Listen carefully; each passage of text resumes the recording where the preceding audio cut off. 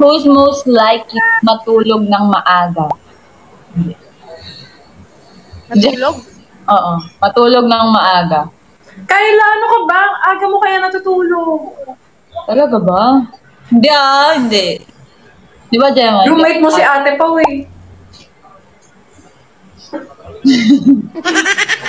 Naawa ko kay Ate Pao, pero pag hindi si Ate Pao, kasi si Ate Pao, 6:00 pa lang lights off na eh.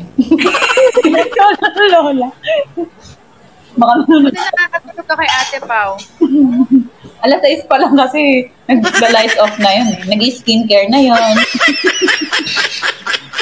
Grabe maglaglag dito. Pinalagyan ako roommate mo.